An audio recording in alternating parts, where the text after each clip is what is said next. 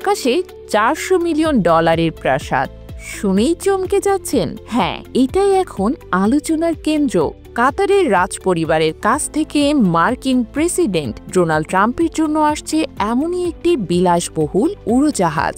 রাজকীয় এই উপহারকে আকাশে ওড়ানো একটি ভাসমান হোয়াইট হাউস বললেও ভুল হবে না। কি আছে আকাশের এই রাজপ্রাসাদে? এটা কোনো সিনেমার সেট না, কাতারের রাজপরিবারে ব্যবহৃত বোয়িং 747-8, যেটা এখন ডোনাল্ড ট্রাম্পের হাতে। দাম প্রায় $400 মিলিয়ন। বিমানটির ভেতরে মাস্টার বেডরুম, অতিথি কক্ষ, 2টি শাওয়ার সহ বাথরুম, 9টি টয়লেট, 5টি রান্নাঘর, এমনকি একটি ব্যক্তিগত অফিসও রয়েছে।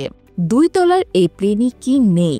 রয়েছে 5টি লাউঞ্জ, বিশাল সোফা, রিক্লাইনার আর 40টিরও বেশি স্ক্রিন। পুরো নকশাটি তৈরি করেছে ফরাসি প্রতিষ্ঠান আলবার্তো পিন্টো ক্যাবিনেট, যার প্রতিটি ঘরে রয়েছে নরম কার্পেট, চামড়ার আসবাব আর সোনালি ফিনিশিং। সুইজারল্যান্ড ভিত্তিক MASE অ্যারোস্পেস প্রায় 2 বছর ধরে এই বিমানের অভ্যন্তরীণ রূপান্তরের কাজ করছে। এটি একসঙ্গে 90 জন VIP যাত্রী এবং 14 জন ক্রু পরিবহন করতে পারে।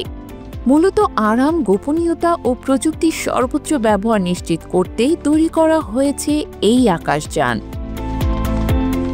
ট্রাম্প নিজেই জানিয়েছেন, বোয়িংয়ের নতুন এয়ারফোর্স 1 তৈরি বিলম্বিত হওয়ায় তিনি এই প্লেনকে অস্থায়ী প্রেসিডেন্সিয়াল এয়ারক্রাফট হিসেবে ব্যবহার করবেন। বর্তমানে এই প্লেনকে রূপান্তর করা হচ্ছে একটি মোবাইল কমান্ড সেন্টারে। যুক্তরাষ্ট্রের প্রতিরক্ষা বিভাগ এর জন্য কাজ করছে ডিফেন্স কন্ট্রাক্টরের সঙ্গে। থাকবে বিশেষ নিরাপত্তা প্রযুক্তি, এমনকি পারমাণবিক বিস্ফোরণ প্রতিরোধের ক্ষমতাও।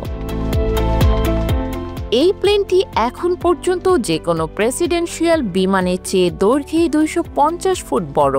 একটানা উঠতে পারে 7,730 মাইল পর্যন্ত, গতি ঘন্টায় 660 মাইল।